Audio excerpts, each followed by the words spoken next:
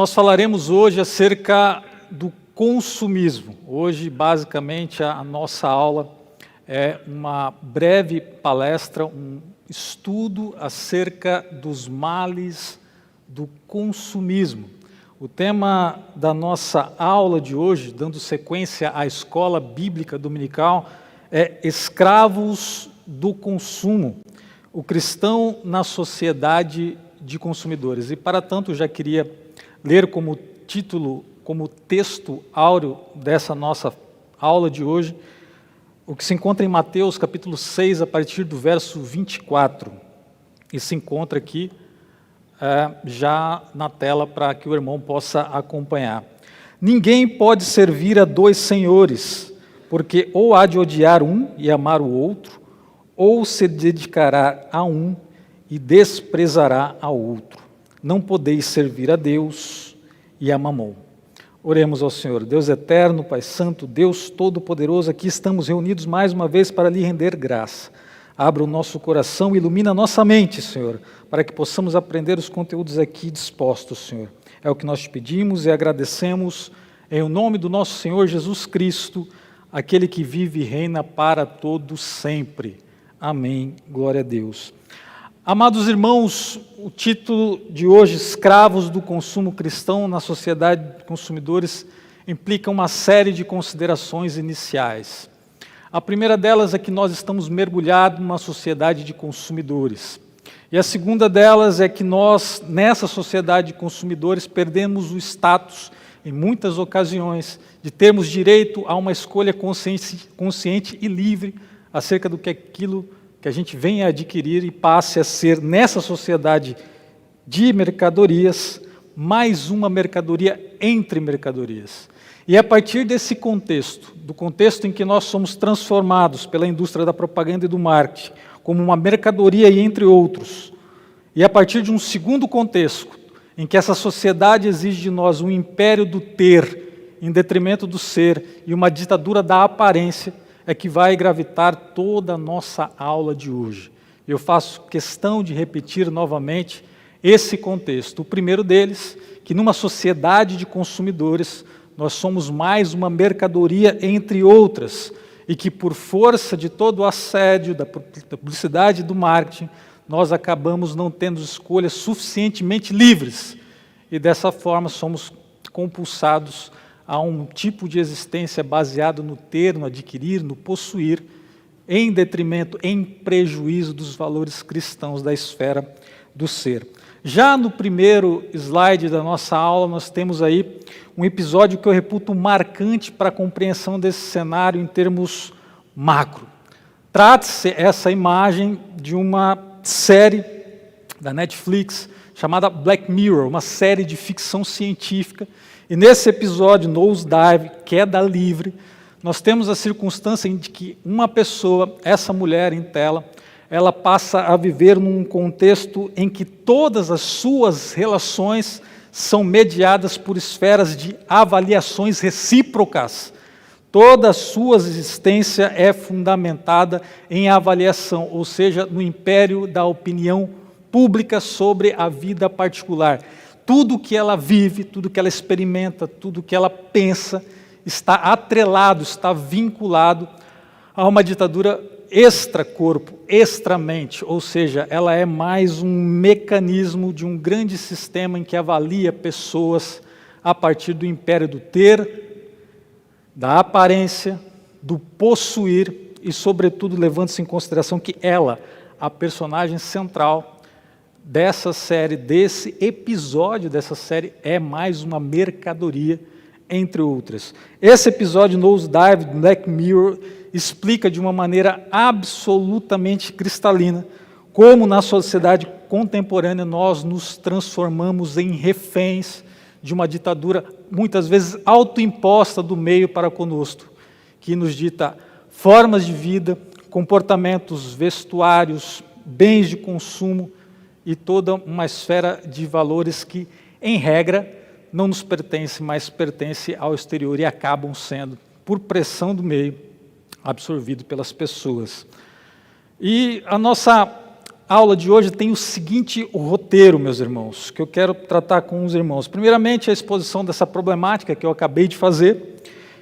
Posteriormente, já fazer uma conceitualização e definir o que seria esse consumismo e já imediatamente ligar o consumismo contemporâneo à esfera da idolatria, que é o seu contexto bíblico próprio. No terceiro momento, eu quero esclarecer, a partir de alguns paradigmas da sociedade de consumidores, como o sujeito se transforma em mercadoria e como o ter fica sobre o ser. Por fim, eu quero falar sobre o culto das marcas e o império da aparência, o consumismo como uma neo-religião, como uma religião civil.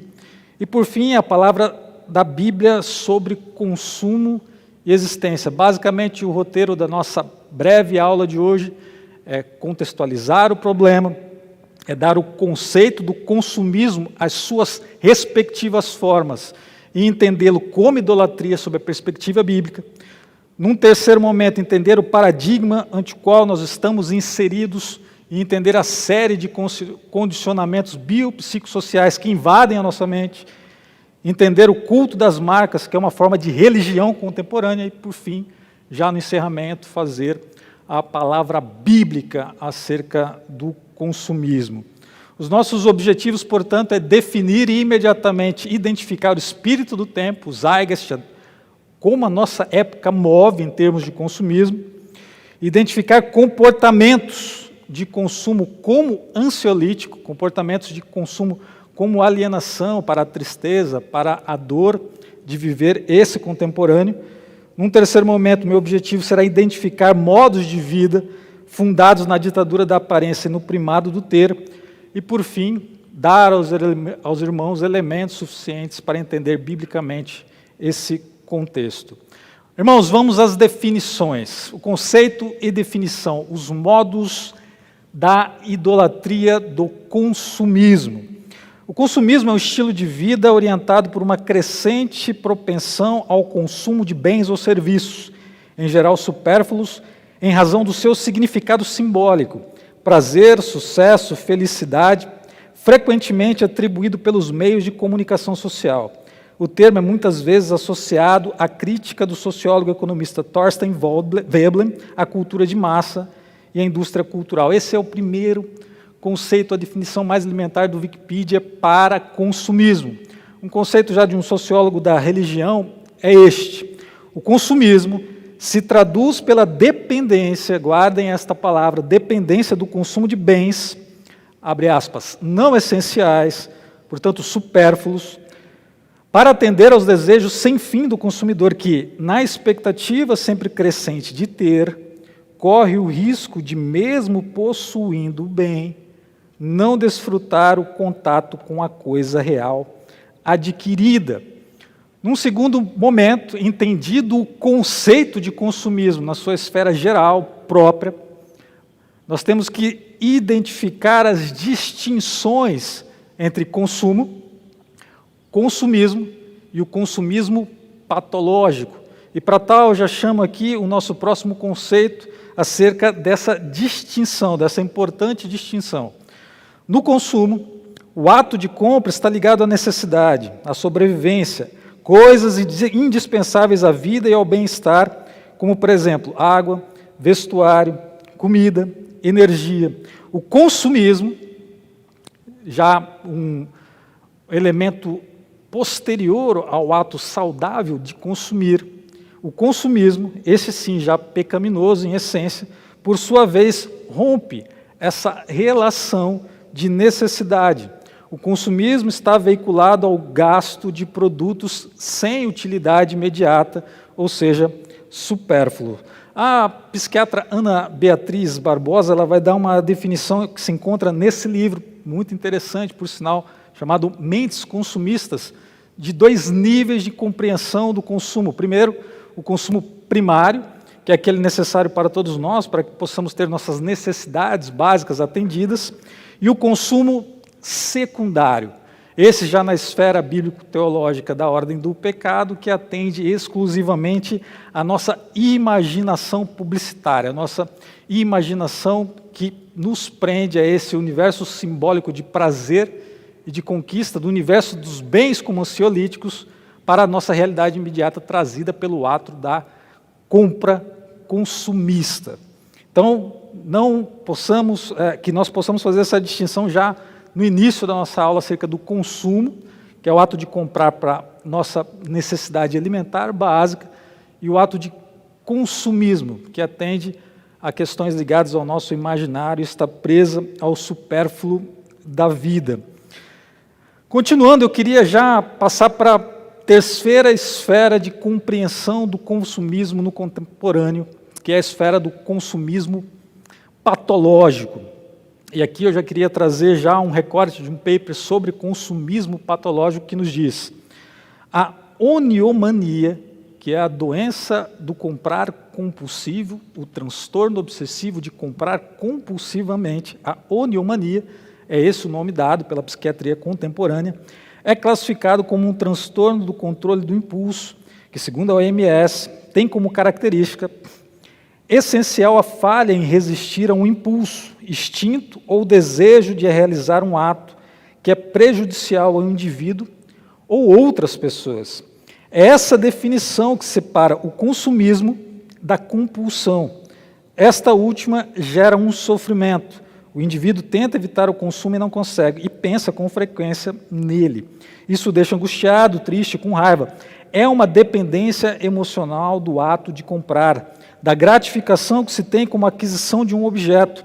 O que caracteriza o vício é a perda de controle, o exagero, diz o professor Hermano Tavares. E aqui de lado, nesse mesmo paper científico, eu já trago alguns sintomas que a gente deve ter como parâmetro para entender o consumismo patológico, o transtorno do ato de comprar compulsivamente. Primeiro sintoma, abre aspas, se eu tiver dinheiro na minha conta, fico tentado a gastar. Segundo sintoma, as pessoas me reprovariam se soubessem quanto eu gasto nas minhas compras mensais. Terceiro sintoma, eu compro coisas que não posso pagar. Eu compro coisas que eu não preciso. Comprar coisas faz com que eu me sinta melhor. Fico ansioso nos dias em que não faço compras. Eu pago o mínimo do meu cartão de crédito, mas continuo aumentando as minhas contas. Portanto, nós temos aí 3 contextos que a gente tem que interpretar muito bem para prosseguir no entendimento do consumismo no contemporâneo.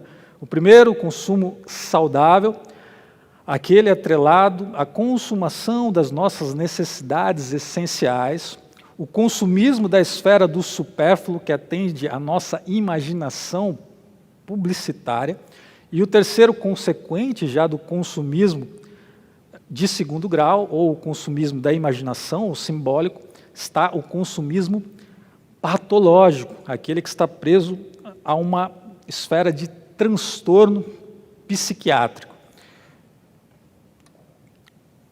Quando o consumismo conduz à compulsão e ao transtorno, e aqui eu trago o recorte de uma reportagem acerca da Jéssica, provavelmente um nome fantasia para a reportagem, que ela diz: compro para aliviar tristeza, quando o consumo se torna transtorno mental. Jéssica, por exemplo, de 30 anos, percebeu que havia algo de anormal em sua forma de consumir, quando viu que tinha tudo e muito de tudo. Seu armário tem 60 calças jeans e mais de 100 pares de sapato. Durante um período, diz a Jéssica, a matéria, eu não comia e comprava de uma maneira absurda. Meu psiquiatra chegou a falar que eu estava comendo roupas. Mais à frente nós descobriremos que a esfera do consumismo patológico, ela envolve no cérebro fenômenos absolutamente semelhantes a qualquer outra adição química, como drogas e álcool. Oniomania ou transtorno do comprar compulsivo. Aqui eu queria trazer um outro recorte de um paper, de um jornal de psiquiatria, que eu faço questão de ler, os irmãos, para que a gente tenha compreensão do universo problemático dessa questão no presente momento da nossa sociedade. É importante distinguir as compras normais das descontroladas.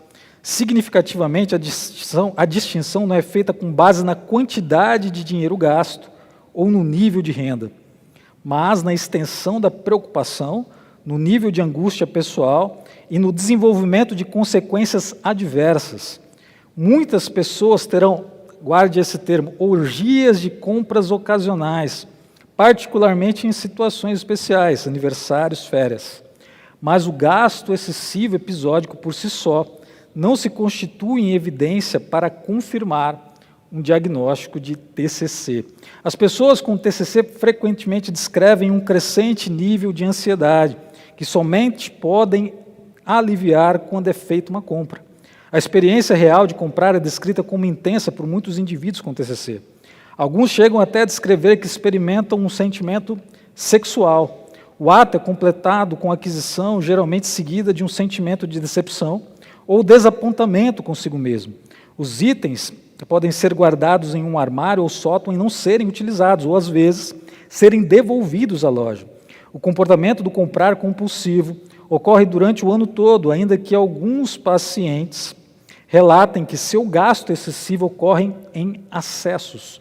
A experiência de comprar é quase sempre solitária, e embora as compras sejam geralmente para eles mesmos, os compradores compulsivos podem gastar excessivamente em compras para seus parceiros ou cônjuges, filhos ou amigos. O TCC pode ocorrer em qualquer tipo de estabelecimento comercial, desde lojas de departamentos luxuosas a brechós ou pequenas lojinhas. Compras pela internet e por catálogos são também populares entre os compradores compulsivos. Um ponto de destaque aqui desse artigo é que essa problemática ela é extremamente subnotificada, principalmente entre os homens.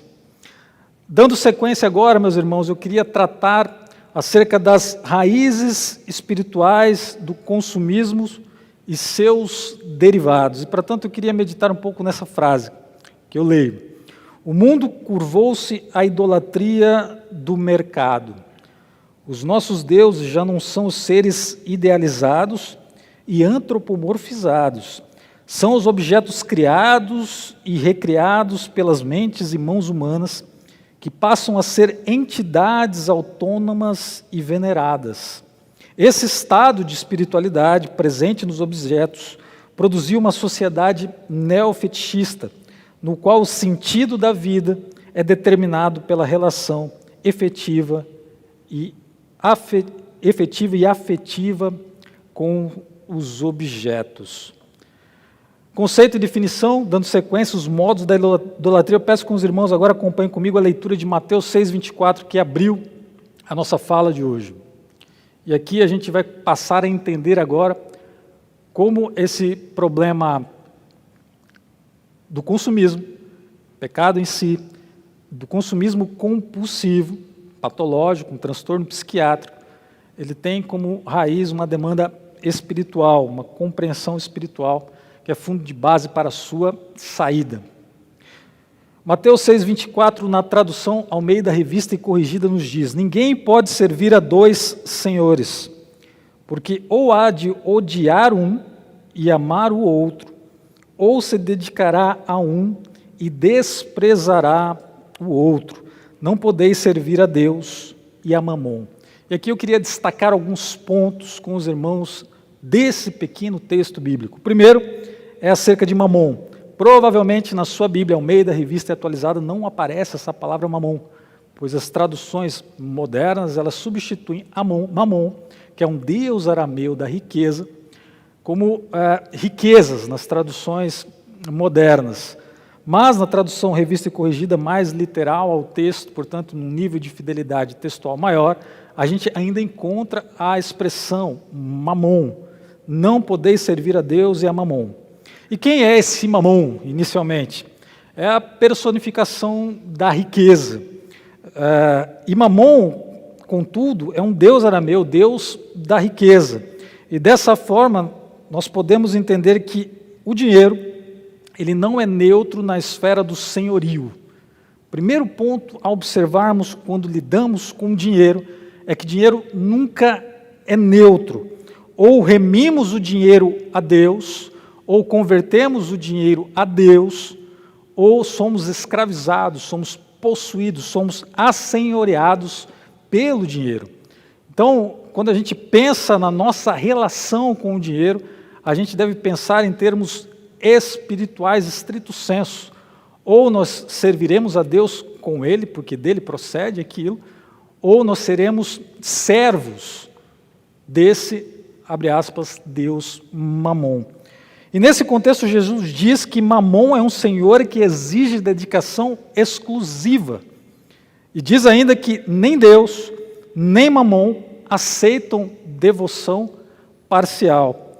E com isso, nós podemos concluir de forma muito simples que quem é escravo de Mamon não pode ser servo de Deus. Agora eu queria que os irmãos guardassem essa rápida interpretação exegética do verso 24, do capítulo 6 de Mateus, e conjugássemos com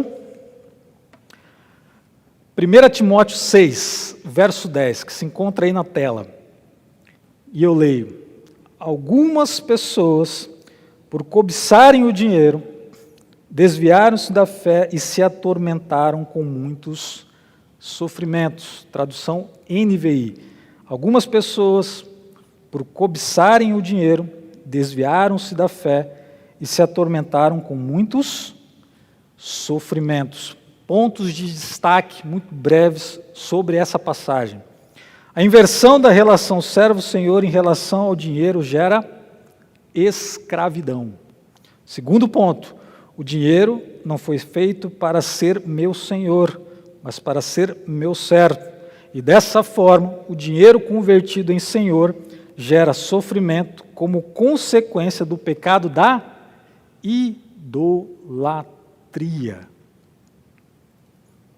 Em suma, a má relação com o dinheiro, isto é, a relação idolátrica com o dinheiro, ocasiona toda sorte de tormentos espirituais na alma, metafísico, físico, no corpo, somaticamente, e o emocional, no espírito, psíquico, baseado numa perspectiva antropológica, teológica, tricotômica.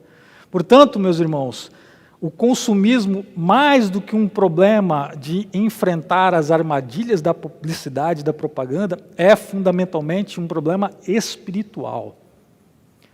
É da ordem da relação do crente com o dinheiro. É da ordem de senhorio que ele estabelece com o ouro e com a prata que chegam às suas mãos. Porque dinheiro, eu insisto, absolutamente nunca é neutro.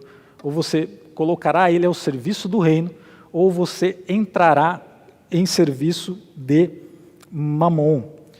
Aplicando os textos bíblicos, em Mateus 6,24, a gente conclui que o dinheiro, ao se converter em nosso Senhor, nos escraviza, pois exige culto.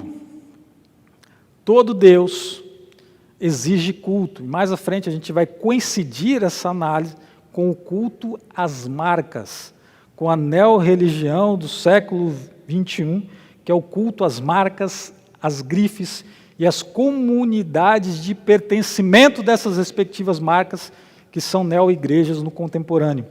E de 1 Timóteo 6,10 a gente compreende que essa relação idolátrica gera muitos sofrimentos. Então, portanto, nós temos uma verdade bíblica clarificando um contexto no século XXI, tanto do consumismo pecaminoso, quanto do consumismo enquanto transtorno da esfera da psiquiatria. Queria trazer novamente uma frase da psiquiatra Ana Beatriz Barbosa que diz: a compra compulsiva é uma fissura. A pessoa compra porque passa o dia inteiro com uma angústia e o ato da compra alivia esse vazio inexplicável. Mas ela compra e logo em seguida se arrepende. Para o cérebro, é como se você usasse uma droga. Conceito e definição ainda, os modos da idolatria. Atenção. E aqui eu queria que os irmãos meditassem bastante nesta frase. Sob a perspectiva da idolatria, o consumismo representa tanto o jugo de Mamon sobre nossas vidas, no que se refere ao consumo supérfluo e ou patológico, mas ainda, e aqui eu queria que guardassem no coração a ideia central, a busca por dinheiro que objetiva o consumo que não visa exclusivamente o nosso sustento, e sim seu excedente, levando ao acúmulo pessoal. Tanto o consumismo do supérfluo ligado à imaginação publicitária, que encara a compra como um ansiolítico, como um antidepressivo, tanto quanto o trabalhar excessivamente visando o acúmulo pessoal de riqueza, são formas pecaminosas do mesmo problema, a saber, a má relação do dinheiro, que gera, por um lado, o consumismo, que é a avareza por excesso, e a avareza natural, que é a retenção, o acúmulo pessoal. Então, serei tanto mais consumista, quanto mais eu gastar compulsivamente na esfera do supérfluo, ou me transformar doentiamente num comprador compulsivo, ou mesmo ainda, se eu for alguém que retenha o consumo em benefício de um acúmulo pessoal. Trabalhar excessivamente, visando acúmulo e retenção pessoal, também é uma forma de pecado nessa esfera. Você será consumista ao comprar o desnecessário, tanto quanto acumulando o excedente do seu trabalho para si. Guarde isso, para si, mesmo que ilicitamente. São duas faces do mesmo pecado. E aqui eu coloco dois contextos, tanto a mulher chafurdada em compras, quanto o saudoso tio Patinhas, que é o maior acumulador aí da Disney. E a esse fenômeno eu chamo de neomamonismo, que é o viver sob o império do consumo. Amém, meus irmãos? Vamos seguir. Arqueologia do consumo. O que está por trás do consumismo e do neomamonismo? Veja, vamos fazer uma síntese do que foi falado até agora, para que a gente possa prosseguir com confiança no que já foi aprendido. Inicialmente, nós definimos o que é consumismo. Definimos as três esferas ou andares do que vem a ser a experiência do consumo do 21. Consumo saudável, não patológico, ligado à esfera do essencial e do necessário. O consumismo da ordem do supérfluo, este sim já pecaminoso. O transtorno de compulsão compulsiva, de compra compulsiva, melhor dizendo. E, dessa forma, a interpretação de raiz bíblica em Mateus 24 e Timóteo, acerca de como nós entramos no consumismo com um déficit espiritual da compreensão da nossa relação com o dinheiro. Ou seja, trabalhando em função desse, abre aspas, Deus Mamon. E agora, nessa segunda parte da nossa aula, a gente vai entender de forma, entre aspas, arqueológica, o que está por trás na esfera da construção da nossa sociedade que nos implica a viver dessa forma, no império de Mamon, no século XXI. Como a sociedade ela está armada, ela está armadilhada para que a gente seja utilizado quase que compulsoriamente como servos desse Deus Mamon. O que está por trás do consumismo e do neomamonismo? Metodologia. O que eu vou fazer para que os irmãos entendam essa compreensão de cenário sociológico do neomamonismo? Vou retirar momentaneamente os olhos do sujeito para nos focar na sociedade. Depois eu vou suscitar aqui uma série de condicionamentos biopsicossociais que produzem o consumo e o escravo do consumo. E, por fim, desarticular a armadilha da sociedade de consumidores, porque o nosso foco está aqui em Efésios 6,12, porque a nossa luta não é contra o sangue e a carne, e sim contra os principados e potestades, contra os dominadores deste mundo tenebroso, contra as forças espirituais do mal nas religiões celestiais. Então agora a gente deixa o sujeito de lado, entende essa série de condicionamentos biopsicossociais sobre o indivíduo e busca a desarticulação, a forma da gente sair dessa armadilha que é o consumo no contemporâneo. Irmãos, eu trago a leitura, talvez o maior intérprete do mundo social no século XX, em vista já do século XXI, sociólogo polonês Zygmunt Bauman. veterano de guerra, grande sociólogo que escreveu mais de 50 livros e é o pai do conceito de sociedade de consumidores. E escreveu essa obra, Vida para Consumo. E eu retiro uma frase desta obra para que a gente possa meditar aqui. A sociedade de consumidores é definida pela eliminação da divisão entre consumidores e coisas a serem consumidas. Não é um espaço cinza ou um obscurantismo entre sujeito e mercadoria, não. É a eliminação entre sujeito e mercadoria. Na sociedade de consumidores, ninguém pode se tornar um sujeito sem primeiro virar mercadoria. E ninguém pode manter segura a sua subjetividade sem reanimar, ressuscitar e recarregar de maneira perpétua as capacidades esperadas e exigidas de uma mercadoria vendável. Irmãos, a coisa é muito mais séria do que a gente imagina. Não basta que você seja um consumista do supérfluo, tampouco que você seja um consumista patológico. A própria sociedade de consumidores articula contextos na esfera da publicidade, da propaganda e do marketing para que você se interprete e se venda como uma mercadoria invejável. E dessa forma você se torna, tanto quanto aquilo que você adquire, uma mercadoria a produzir valor de mercado. A grande ideia da sociedade de consumidores é que nós nos trocamos o tempo todo a partir da quantidade de bens de consumo e objetos que nós podemos compulsar. Entre eles, nós mesmos. A ideia não é ter capacidade de mobilização de dinheiro somente, mas ter capacidade de vender-se enquanto um produto altamente desejável. E aí entram na esteira desse compromisso do ser humano com o universo do vendável, da busca por ser invejável, por ser desejável, a ideia de você cultuar marcas e trazer para o seu contexto pessoal valores que são valores de mercado, em detrimento de valores eminentemente cristãos. Essa é a ideia fundamental que Zygmunt Bauman traz para nós, o sujeito como mercadoria. E a partir desse paradigma do sujeito como mercadoria, que eu quero tratar algumas dessas características, e eu quero que o irmão, enquanto eu vá falando, reflita se não é necessariamente assim no seu contexto. Em primeiro lugar, uma sociedade de consumidores, como eu já disse, nós transformamos estes em mercadorias.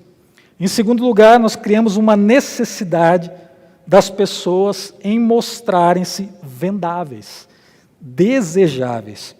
Em terceiro lugar, terceira característica, cria-se uma necessidade das pessoas manterem-se, a qualquer preço, visíveis, de preferência famosos, e ininterruptamente recomodificados, o ser humano enquanto commodity, como mercadoria. Logo, a compulsão em consumir torna-se, portanto, uma demanda inevitável do desejo de status pessoal e de preservar-se invejável. Portanto, antes do pecado ganhar corpo num contexto de consumismo fora da mente, ele primeiramente é engravidado nesse contexto de compulsão biopsicossocial que faz com que a gente queira ser vendável, desejável, ininterruptamente visível, de preferência famoso, e em busca o tempo todo de status pessoal. É a partir desse paradigma social que a gente pode entender o paradigma das pessoas. O consumismo atrelado, melhor dizendo, a esse desejo de status pessoal. O sujeito como mercadoria, algumas consequências na vida prática da transformação das pessoas em mercadoria. Primeira coisa, quando uma pessoa se torna mercadoria, ela entra no universo do consumismo e do consumismo patológico, é que a definição do seu comportamento, do seu vocabulário, do seu vestuário, dos seus gostos, são ditados pelo mercado. Tanto o seu comportamento, quanto o vocabulário, gosto, vestuário, é ditado, é determinado pelo mercado. A primeira coisa que a gente deve ter em mente é que esse comportamento ele já está na esfera da publicidade, da propaganda e do marketing. A segunda é que a definição da relação com o corpo, com a aparência física, também vem a ser definida pelo mercado.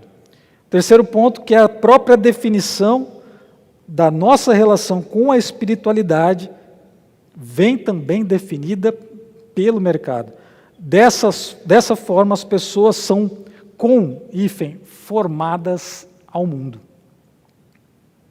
Exatamente o oposto de Romanos 12:12, e não vos conformeis a este mundo. O mercado, a sociedade de consumidores, ela literalmente, fisicamente, emocionalmente e de forma até metafísica, nas doenças espirituais manifestas, ela conforma a pessoa ao mundo, definindo o seu comportamento, definindo a relação que ela estabelece com o seu corpo, com a sua aparência física e principalmente a sua relação com a espiritualidade. Presbítero Gabriel, eu quero exemplos disso. E aqui eu queria que os irmãos observassem alguns exemplos de definição do comportamento pela sociedade de consumidores, definição da relação com o corpo pela sociedade de consumidores e a definição da nossa relação com a espiritualidade pela sociedade de consumidores. Definição do comportamento. Meus irmãos, no finais dos anos 90, início do século 21, um grande movimento que os sociólogos chamam de revolução do metrosexualismo, a revolução metrosexual, criou um padrão de beleza que praticamente compulsou os homens naquele contexto escravista, de aderência ao mercado do consumo. Quem não se lembra aqui daquele jogador de futebol, David Beckham, o primeiro grande metrosexual. A partir desse contexto, a gente pode ter uma série de transformações no comportamento masculino, entre eles o tingimento constante do cabelo, a incorporação de hábitos de manicure e maquiagem, a incorporação de vestuário personalizado, a finalidade de bem-estar e autoestima ocultava a função manipuladora do mercado da moda, de cosméticos e de serviços especializados. Trata-se de implementar pela via, entre aspas, do autocuidado, a constante função de homens commodity nesse mercado. Mas o metrosexual ele foi abolido, porque a moda, o mercado de consumidores nessa esfera do comportamento é cíclica. E hoje nós já temos aqui, já no contexto dessa mesma via de interpretação do fenômeno da sociedade de consumidores, o surgimento do lumber sexual, que é o famoso lenhador. Veja essa matéria. Sem essa de metrosexual, a nova tendência entre os homens é ser lumber sexual. O problema dessas questões em nível de aderência está em dois pontos, basicamente. A primeira, consciência que a pessoa deve ter em relação à adesão a esse tipo de comportamento idolátrico, ou a inconsciência, ou seja, você ser colocado nesse contexto comportamental sem que dele tenha uma consciência mais crítica, mais inteligente sobre isso, menos alienadora. Portanto, a partir desse contexto de homem, de mulheres mercadorias, é que a gente pode entender como a gente adere ao consumismo e este evolui para o consumismo patológico. Portanto, este é um exemplo muito simples, a partir da visualização do comportamento masculino, em fins dos 90, início do século 21, que a gente entende a sociedade de consumidores implicando costumes e comportamentos na nossa esfera de aparência física, definindo o nosso comportamento. Segundo definição, a definição com o corpo, a relação que o homem e a mulher estabelece com o corpo. Cirurgia é realizada, é banalizada, critica Ivo Pitangui. É até curioso que um dos maiores cirurgiões plásticos da história brasileira, ele vem a dizer que a cirurgia plástica é banalizada. Gostaria de dar abertura aqui para um trecho dessa matéria. Ele classificou a promoção do turismo para fazer operações como antiética. O cirurgião plástico Ivo Pitangui criticou ontem o que chamou de imposição do marketing sobre o conceito de beleza e voltou a alertar sobre os riscos da banalização das cirurgias estéticas ao proferir uma conferência magna no 5º Congresso Mundial de Medicina Estética. Mais à frente, novamente aspas para o Dr. Ivo Pitangui, já saudoso, não se pode banalizar. Nas cirurgias plásticas ou reparadoras, o cirurgião deve ter formação para operar, já que há os riscos de qualquer cirurgia e elas devem ser feitas em ambiente hospitalar. Essa explosão de cirurgias plásticas está atrelada ao entendimento que as pessoas têm no século XXI de que elas precisam ser mercadorias vendáveis, devem produzir desejo e devem criar, através da sua irradiação, sobretudo nas redes sociais, um universo de invejabilidade.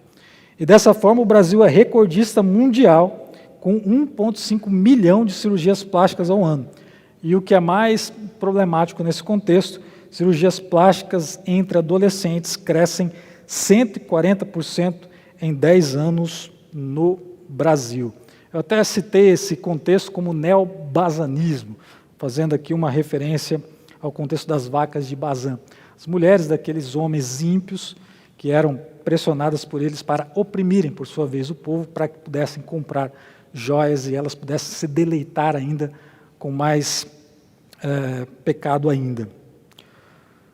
O terceiro contexto, meu irmão, é a definição da relação com a espiritualidade pelo mercado. E aqui eu só trago um exemplo, a gente poderia citar N exemplos, desde a arquitetura de templos hoje em dia, que são praticamente iguais a de shoppings, passando pela incorporação de boates-templos no Brasil.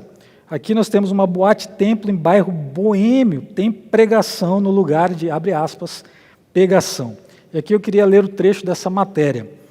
A igreja tal, com 63 templos em BH, criou uma boate-templo na Savassi, área nobre da capital mineira, e local de maior concentração de boates, bares e restaurantes. O Savassi Club, ou igreja tal, inaugurado no início deste ano, tem todas as características de uma boate. Música alta ao vivo tocada por bandas de diferentes tribos, intenso jogo de luzes coloridas, iluminação neon, paredes pretas, camarote e salas de estar. Somente os 2 aspectos diferenciam o local de outras casas noturnas. Não há pegação, ela é substituída pela pregação e os drinks não têm álcool, explica o pastor. Última parte aqui dessa matéria, a ideia é que a evangelização, já no último parágrafo da matéria, a ideia é que a evangelização possa alcançar todas essas tribos, por ser um bairro boêmio que atrai muitos jovens e investimos na Savassi para deixar o lugar com cara de boate. É atraente para os jovens, o louvor tem cara de boate mesmo. Segundo o pastor, a Boate Templo já tem cerca de 1.000 frequentadores. 1.000 frequentadores. Meus irmãos, o outro exemplo de relação da espiritualidade com o mercado é um dado que eu pesquisando encontrei, que é do Instituto Billy Graham, sobre os púlpitos norte-americanos. Dados do Instituto Billy Graham, nos Estados Unidos, informam que apenas 13%, gravem isso, 13% dos temas de pregação ligam-se direta ou indiretamente a céu, inferno e salvação.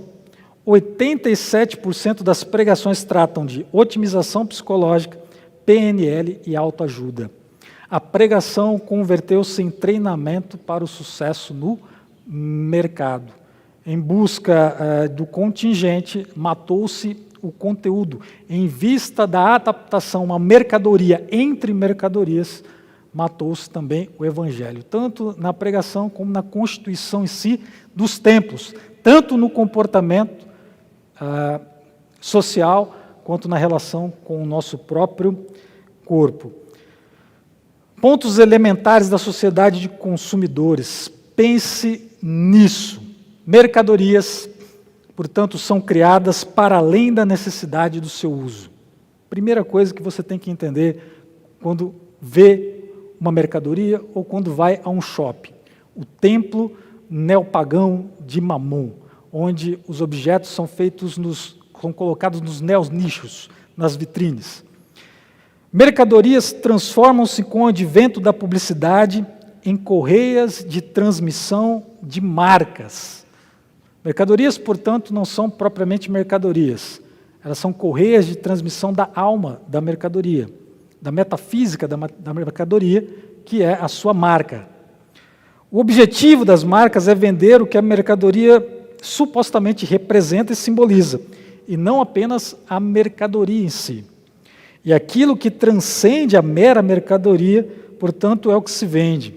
Em suma, na sociedade de consumidores se seculariza a religião, transformando igrejas em boates, ao mesmo tempo em que se sacraliza mercadorias, criando o culto das marcas, ou seja, uma relação invertida. Você sacraliza os objetos, você constrói culto às marcas, às grifes, um culto à mercadoria numa religião pagã de Mamon, e você seculariza a religião tradicional. Você substitui a igreja, a família e a comunidade eclesiástica pela comunidade de pertencimento nas marcas. Esse é um ponto que eu queria que os irmãos dedicassem um período de meditação ao lidar com a experiência de comprar. As marcas, portanto, estabelecem ou reforçam a identidade e o amor próprio desses consumidores, que nelas procuram âncoras racionais e emocionais. Marcas de prestígio, particularmente as grifes, se prestam a esse propósito ao assumirem, para determinados segmentos de consumidores, uma dimensão espiritual. Um consumista, irmãos, é alguém, portanto, que busca sentido para a sua vida através da transcendência pelo consumo, que é expressa em marcas de prestígio ou formas de vida reputadas socialmente. E aqui eu queria trazer uma indicação de obra, O Culto às Marcas, do Douglas Atkin, onde eu extraí essa passagem. O consumo envolve mais do que os propósitos que levam as pessoas a obter suas necessidades diárias. O consumo pode se tornar um veículo de experiência transcendental. Não se vende um produto, se vende a experiência do consumo. Daí os gatilhos mentais, a construção e captação de leads, enfim, toda uma arquitetura de publicidade e propaganda para te sequestrar. O consumo pode se tornar um veículo de experiência transcendental, quer dizer, o comportamento de consumo exibe certos aspectos do sagrado. E aqui um trecho dessa obra que eu também recomendo aos irmãos, Império do Efêmero, do sociólogo pós-moderno Gilles Lipovetsky. Ainda que a fé em Deus, veja, é um ateu falando. É um ateu falando. Ainda que a fé em Deus nunca possa ser extinta, tudo indica que a religião deixou de desempenhar o papel confortador que tivera no passado. Só 18% dos franceses creem inteiramente na existência do paraíso e 29% na vida eterna. Só 20% declaram fazer regularmente as suas orações, sendo que na faixa entre os 18 e 24 anos o índice é de 10%. Em face da decepção, os indivíduos já não dispõem dos hábitos de vida de piedade ou das convicções prontas e acabadas, que costumavam atenuar suas dores e mágoas. De agora em diante, compete a cada pessoa procurar as suas próprias tábuas de salvação, cada vez com menos suporte e alívio provenientes da esfera do sagrado. E é o consumismo, via marca de prestígio, que vem sendo uma das tábuas de salvação escolhidas por tanta gente, oferecendo sentido às suas vidas. Irmãos, aqui uma frase desse publicitário, um dos maiores publicitários brasileiros, Nizanguanais, sobre culto às marcas e império da aparência. Nike, tênis Nike. Nike não é um tênis, um calçado. É um modelo de vida. Nike é um estilo e uma visão de mundo. Seus anúncios são evangélicos. Não vendem apenas, doutrinam. Não convencem só, convertem. Nike faz o boy do terceiro mundo se sentir tão bem quando se tivesse cheirado. E não é nenhuma novidade para nenhum policial a informação de que pessoas matam e morrem a troco de um tênis Nike ou um celular. Porque eles se convertem para muito além da esfera do uso e usufruto próprio daquela mercadoria, mas adquire um status de senhor, de Deus pessoal, que exige um culto. E, num culto, a gente oferece sacrifícios, muitos deles envolvendo, como no paganismo, a própria vida. Os irmãos têm a ideia do contexto ante o qual o consumismo nos lega no contemporâneo? Ou nós adoramos a Deus com a nossa vida financeira, ou somos servos do diabo, do Deus Mamon, nesse contexto. Irmãos, eu quero continuar, já em vias de conclusão da nossa aula, sobre alguns exemplos de culto às marcas. O primeiro deles que eu trago aqui é do case harleiro, que não é propriamente dito um fato muito novo aos irmãos quando pensam naqueles grandes conglomerados coletivos, como se diz sociologicamente, de motociclistas, os famosos harleiros. Quem tem uma Harley Davidson não tem simplesmente uma moto, ele tem uma experiência de vida.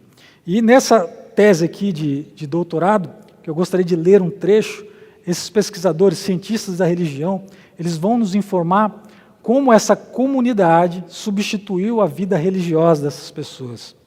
A Harley Davidson, além de uma marca, pode representar, como já mencionado, um símbolo de status para os grupos ou a comunidade. Hawkins e Mothersbaugh e Best explicam que as marcas assumem papéis como símbolos para os indivíduos, que se estabelecem para bem além das características intrínsecas da categoria. Uma pessoa não compra um relógio ou o status de uma marca, mas a participação em um clube ou eu sou exatamente igual a você. De acordo com Almeida, o fato de o indivíduo querer se inserir em uma comunidade expõe a sua autoimagem perante a sociedade, e isso denota 3 características essenciais: consciência compartilhada, rituais e tradições, o senso moral e de responsabilidade e sentimentos de pertencimento, por meio de uma ligação intrínseca com a marca. O simbolismo representado pela marca pode ser evidenciado pelas reuniões nas comunidades de marca difundidas no mundo inteiro. Há um texto da Harley denominado Live It, que pode ser visualizado num vídeo institucional de 2006, que se transformou em uma oração cultuada pelos proprietários de motocicletas da marca, representando o perfil de liberdade, romantismo do harleiro, como é chamado o proprietário em relação à marca. Portanto, nós temos todas as características de uma sacralização do produto, de uma esfera de religiosidade do harleiro, num contexto de utilização de uma mercadoria. Aqui nós temos 2 notícias que eu trago para confirmar essa minha hipótese. Encontro de ralistas ganha ar de religião em Goiás. Até padre apareceu para abençoar as motocicletas. Uma das marcas mais cultuadas no mundo, a centenária Harley, tem seguidores também no Brasil fanáticos. Prova disso que o National Rally é a sigla para o grupo de proprietários de Harley e uma tradução livre do inglês, realizado em Caldas Novas no feriado prolongado de 18 a 21 de abril. E esse sujeito aqui em cima de uma Harley, do lado aí direito dos irmãos, nessa caixa verde de vidro, caixa de metal verde com vidro, é um homem em cima de uma Harley Davidson. Esse homem está embalsamado. Ele será enterrado com essa moto. Portanto, mais do que uma experiência de uso de uma mercadoria, trata-se de um culto religioso para esses determinados consumidores que assumem essa religião consciente ou inconscientemente, de forma crítica ou alienada. Irmãos, já para caminhar para o fim da nossa brevíssima aula, eu queria fazer alguns adendos importantes aqui. Em primeiro lugar, não confunda consumo saudável voltado à necessidade com o consumismo idolátrico ou supérfluo, e este com seus efeitos patológicos, a compulsão em comprar. Segunda coisa, o cristão pode sim, guarde isso, pode sim almejar a riqueza. O cristão pode sim almejar a riqueza, desde que ela esteja em função primariamente do reino de Deus, de forma generosa e despenseira. E por fim, o cristão pode sim dispor do uso e comércio de marcas, desde que o faça sem prestar-lhes culto, tampouco alienando-se das armadilhas da propaganda. Esse é o eixo que eu colocaria enquanto contraponto, para a gente ficar com um ponto equilibrado sobre a percepção do sujeito como mercadoria, do culto às marcas na ditadura da aparência. Agora a palavra da Bíblia sobre consumo e existência, as nossas considerações finais. A Bíblia, de forma muito simples, cortante, categoricamente vai dizer em Mateus 6, 19 a 21. Não acumuleis para vós outros tesouros sobre a terra, onde a traça e a ferrugem corroem, e onde ladrões escavam e roubam, mas ajuntai para vós outros tesouros no céu, onde traça nem ferrugem corrói, e onde ladrões não escavam nem roubam. Por quê? Onde está o teu tesouro, aí estará também o teu coração. Louvado seja o nome do Senhor. Glória a Deus. Fiquemos de pé, meus irmãos. Vamos orar a Deus. Deus Santo, Pai Eterno, Rei Todo-Poderoso, Senhor, aqui estamos reunidos mais uma vez para lhe render graça e glória. Abençoa nossas vidas, conduza-nos nesse ano de 2021. Tende misericórdia de nós, Pai, com a nossa relação com o dinheiro. Faz com que possamos ser dispenseiros na sua casa, generosos e dizimistas, Senhor, para que possamos escapar das armadilhas da propaganda, do marketing, do mercado, e não sejamos transformados, Senhor, em mercadorias nesse mundo. Pai, é o que eu te peço e te agradeço em nome do Senhor Jesus Cristo, aquele que vive e reina para todos sempre. Amém, Senhor.